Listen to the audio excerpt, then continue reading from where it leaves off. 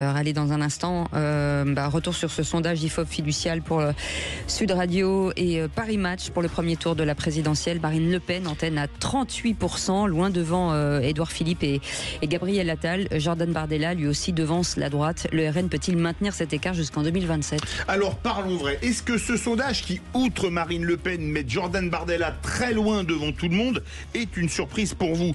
Croyez-vous que, comme d'habitude, le RN finira par perdre au second tour, même en étant très haut au premier? Et à cette question, le RN largement en tête à la présidentielle dans notre sondage IFOP, le vote RN est-il un vote de contestation ou d'adhésion? Vous dites à 69% d'adhésion et à 31% de contestation. Aude attend vos appels au 0826 300 300 sans aucune contestation. Frédéric Dabi est avec nous, directeur général de l'IFOP. Une petite question juste avant la pub. Est-ce qu'on est sincèrement surpris par les scores de Marine Le Pen ? Non, on ne l'est pas parce que aux élections, le RN a fait entre 31 et 32% en France métropolitaine, et la dernière enquête IFOP fiduciale pour le FIGMAG et Sud Radio, avant la motion de censure, donnait un potentiel important. Mais Philippe l'a dit, l'enjeu pour Marine Le Pen, c'est de moins en moins le premier tour que le second tour. A tout de suite, on en parle dans un instant. 0826 300 300, on vous attend. Les vraies voix Sud Radio, 17h-19h, Philippe David, Cécile de Ménibus. Chers amis, merci de nous rejoindre tous les jours. Vous êtes de plus en plus nombreux à nous écouter. On vous en remercie sincèrement. Le président Philippe Bilger est avec nous, Françoise Degois et aussi François Pupponi, ancien maire de Sarcelles et ancien président de l'ANRU, ancien député. Il en a fait des trucs, François Pupponi, dans sa vie. Allez, tout de suite, le grand débat du jour. Les vraies voix Sud Radio, le grand débat du jour. 2027, ce sera Bardella Attal ? Oula, mais cher monsieur, ce sera Marine Le Pen. Je pense qu'elle a ses chances pour la. J'allais vous demander, est-ce que c'est possible désormais ? Oui, je pense que c'est possible. Après 7 ans de pouvoir d'Emmanuel Macron, je ne crois pas que vous puissiez modifier ce qui apparaît être une marque de fabrique du macronisme. Bien évidemment que si elle soit par exemple un candidat d'extrême gauche, je voudrais sans aucun problème Marine Le Pen. C'est évidemment le Rassemblement national qui a le programme le plus adéquat. C'est sûrement la raison pour laquelle nous sommes quand même plébiscités évidemment dans les sondages. Et Marine Le Pen obtient des niveaux jamais atteints dans les intentions de vote au premier tour de la présidentielle. On en parle dans un instant, bien entendu, avec notre ami qu'on aime beaucoup, Frédéric Dabi, directeur général de l'IFOP. Alors parlons vrai. Est-ce que le candidat ou la candidate du RN est d'ores et déjà certain, près de 2 ans et demi avant, d'être au second tour de la présidentielle? Est-ce que ce sondage ne montre pas que Bardella peut être un bon candidat de substitution au cas où Marine Le Pen serait empêchée par la justice? Et à cette question, le RN largement en tête à la présidentielle dans notre sondage IFOP, le vote RN est un vote, vous dites, d'adhésion à 69%, de contestation à 31%. Vous voulez réagir? Le 0826 300 300. Et on dit bonsoir à Frédéric Dabi, directeur général de l'IFOP et co-auteur avec Brice Sokol du livre Parlons-nous tous la même langue, qui a reçu d'ailleurs le prix Edgar Faure de l'œuvre engagée au Sénat. Félicitations. Bravo. Frédéric Dabi. Merci beaucoup. Bonsoir à tous. Bonsoir. Philippe Bilger. Alors je trouve que ces intentions de vote qui sont faites après la motion de censure, c'est très important, démontre à quel point les quelques-uns qui considéraient que le Rassemblement national avait bien fait de voter la motion de censure avaient raison.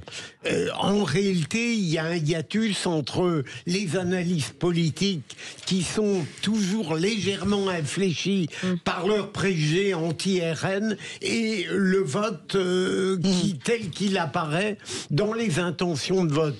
Et deuxième point, et je finis là-dessus, je ne crois pas qu'en revanche le score très important de Jordan Bardella soit significatif. J'ai plutôt l'impression qu'il est traîné d'une certaine manière, comme dans les courses cyclistes, par Marine Le Pen. Je ne crois pas que s'il était amené à se présenter seul, en 2027, il ferait un tel score. Oui, et sur les analyses de plateau... Je rappelle, il serait 34% en cas de candidature. Ouais. Sur les analyses de plateau, je ris beaucoup parce que j'ai vu une certaine télé qui a passé vraiment une semaine à expliquer tous les jours et tous les soirs que Marine Le Pen ne voterait jamais la censure. Donc effectivement, Philippe Bilger a raison. Nos commentaires de plateau sont souvent à l'inverse de l'opinion. Deuxième point, et je salue mon ami Frédéric Dabi, je suis très heureuse parce que vous savez que l'Élysée, la Macronie, et j'aime pas cette expression, en tout cas les députés macronistes, l'Élysée, le président lui-même en personne, Alexis Kohler, Jonathan Guémas, ont passé 3 jours à expliquer, urbi et orbi, en in et en off, que Marine Le Pen allait payer. C'était les phrases. Elle va payer cher cette censure, elle paiera, ça lui retombera dessus, etc.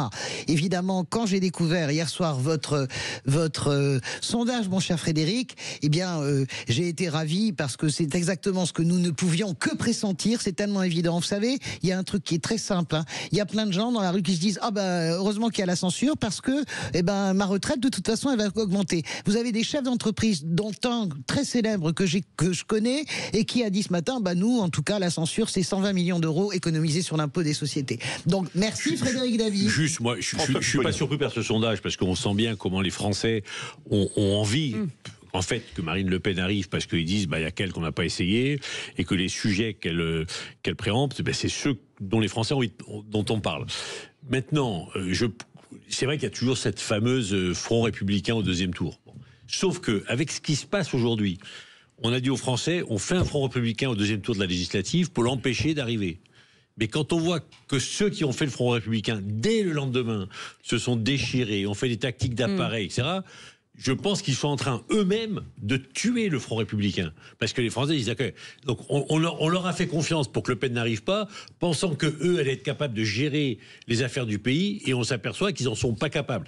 Donc en fait, ils sont tout simplement en train de se tirer une balle dans le pied et de faire en sorte que ce Front républicain, peut-être, ne réussira pas la fois prochaine.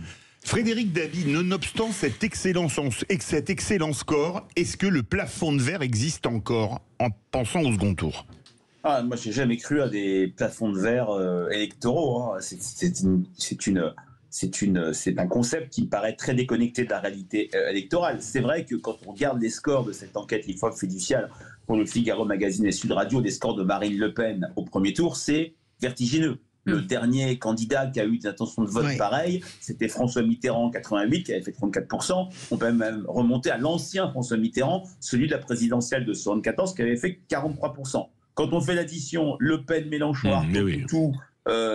Dupont-Aignan, Lassalle, on est à 55%, c'est-à-dire des forces qu'on va qualifier de tribuniciennes.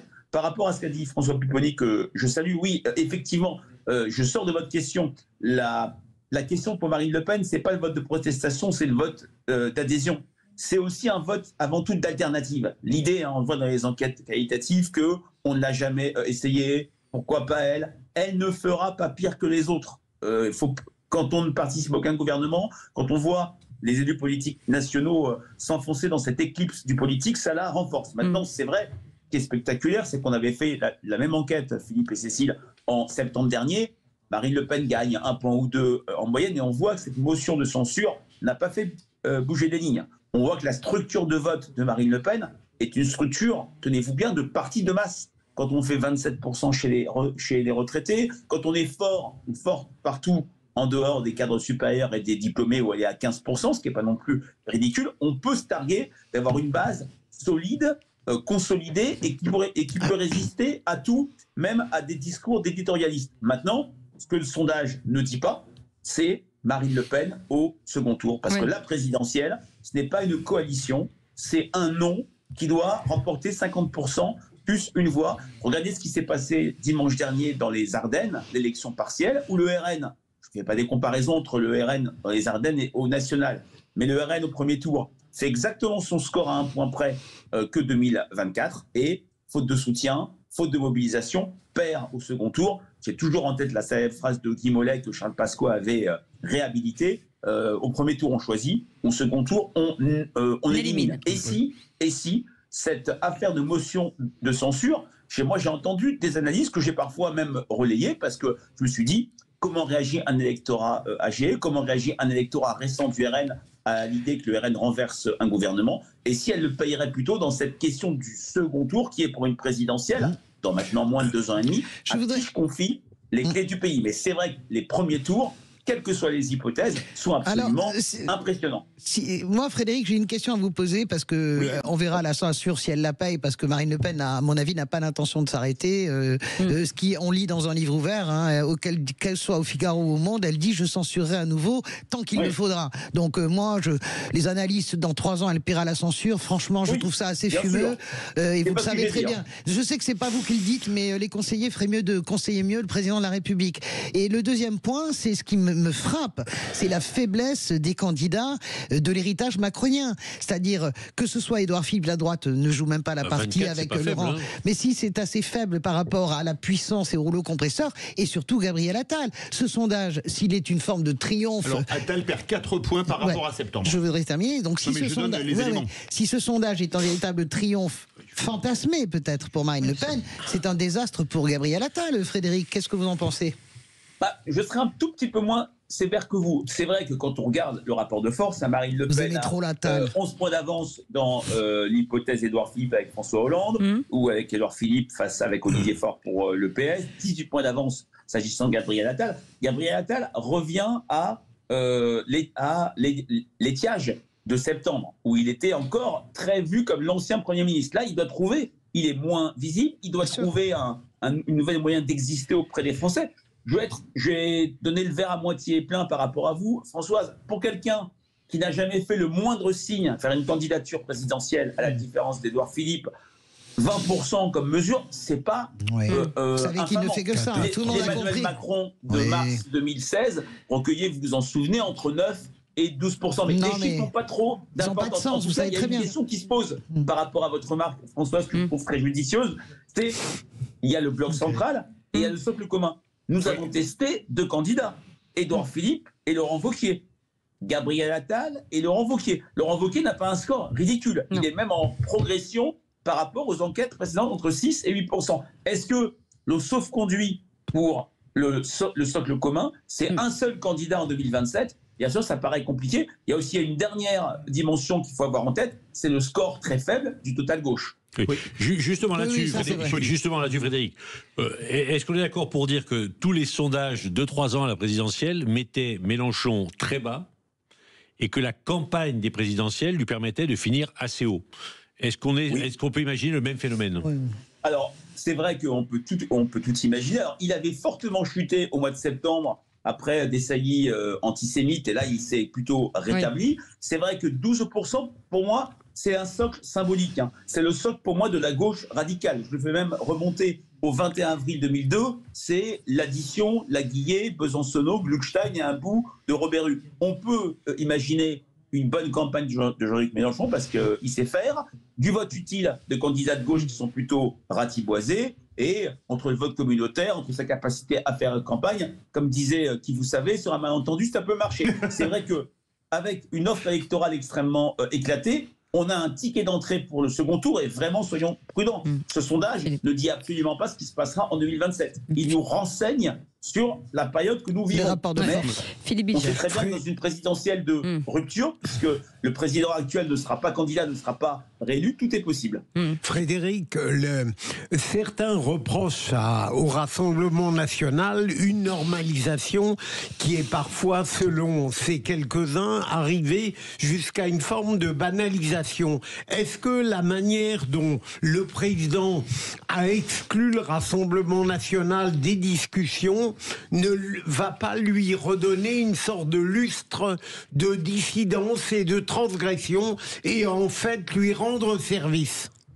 Alors, je dirais 2 choses. D'un côté, je pense que cette banalisation l'aide, parce qu'un RN dans une élection nationale à 34, 35, 38%, ce n'est du jamais vu. Comme c'était du jamais vu les 31% aux élections européennes et les 32% en France métropolitaine aux élections législatives. Mais c'est vrai, et je reviens sur ce qu'on a dit avec François Pupponi, la force du RN, c'est un vote d'alternative, ce qu'on n'a jamais essayé. Et si la stratégie du président, c'est faire avec tout le monde, sauf le RN à droite et LFI à gauche, ça peut peut-être aider ces 2 formations. Moi, je trouve que le score de Mélenchon, et comme on dit sur ce qu'a dit François, c'est pas un score infamant, loin de là, même si, aujourd'hui, il ne rassemble que un électeur Mélenchon sur 2 du 10 avril 2022.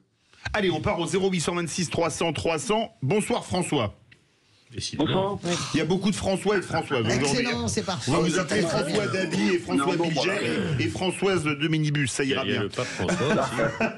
Alors, Il y a qu'est-ce le que vous pape qui arrive en Corse. Absolument. Qu'est-ce que vous en pensez, François, de ce sondage avec Marine Le Pen qui navigue entre 35 et 38% des sondages, des suffrages? Vous savez, elle peut toujours naviguer tant qu'elle n'aura pas la majorité au premier tour. On va passer au second tour et au second tour, tout le monde va s'allier et ça va faire patata comme d'habitude. Elle ne gagnera jamais. Même le centre droit, le centre gauche et la gauche extrême vont s'unir et ça fera une majorité. Et voilà, quoi, elle ne gagnera jamais. Et ça, il faut le comprendre. Tant qu'elle n'a pas compris ça, on n'y arrivera jamais. Quoi. Moi, le scénario j'adore François parce que moi, le scénario de cauchemar que je vois, il se lit entre les lignes en filigrane dans les rapports de force, qui est pour moi un scénario de cauchemar. Frédéric Dabi, je le teste. On connaît la capacité de Jean-Luc Mélenchon en campagne. À 12%, Jean-Luc Mélenchon, il enclenche toujours le vote utile. C'est-à-dire, il embraye, il déroule. C'est le meilleur d'entre tous. On peut dire ce qu'on veut. Je critique tellement et je suis tellement opposé à lui. C'est le meilleur aujourd'hui en termes d'histoire, en termes d'éloquence, en termes de puissance. Je mets au défi qui que ce soit. Des aveugles, les bornes sont. Il n'est pas que borgne, il est vraiment très puissant, dramatiquement puissant. Et la réalité, c'est que ce que je vois arriver en siphon, véritablement, il a fait 22 la dernière fois. Je peux voir arriver un second tour, Marine Le Pen, Jean-Luc Mélenchon. C'est ce que je vois, moi, dans votre sondage, Frédéric. Et surtout, convaincu. Pensez-vous qu'il y aura seulement Non, mais je veux qu'il réponde à cette question. Je rajoutais une question à la vôtre. Alors, allez-y, répondez. Non, sur le second tour, Le Pen-Mélenchon, franchement, Le Pen-Mélenchon, je le vois gros comme une patate dans votre sondage.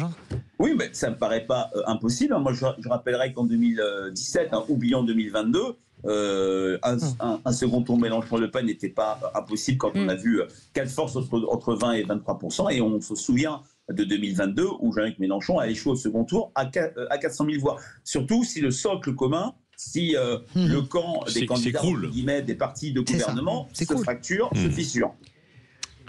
Oui, parce que c'est vrai qu'on n'est pas à l'abri d'une double candidature Attal et Édouard Philippe. C'était la question que je voulais poser. C'est ça, c'est une super question. Pardon, mon cher. Non, c'est bon. Non, mais c'était la même question. Non, mais Frédéric, du double candidature Attal, c'est possible? Ça, c'est absolument pas impossible. C'est pas synonyme de défaite. On a souvent eu des candidatures RPR, UDF, on s'en souvient, qui ont été synonymes parfois de victoire, mais c'est vrai que ce serait sans doute très compliqué pour le socle commun. Mais n'oublions pas qu'on est très loin du vote et que ce sondage, je préfère le répéter, nous renseigne sur la période que l'on vit, qui est une période extrêmement incroyable, ne serait-ce que s'agissant de la colère et de l'indifférence des Français, sentiments mêlés, que sur ce qui se passera en 2027, où bien sûr on ne sait pas. Merci beaucoup Frédéric Dabi, directeur général de l'IFOP et co-auteur avec Brice Sokol du livre Parlons-nous tous la même langue. On aimerait en ce moment, qui a reçu le prix Edgar Faure de l'œuvre engagée au Sénat. Merci mille fois d'avoir été avec nous.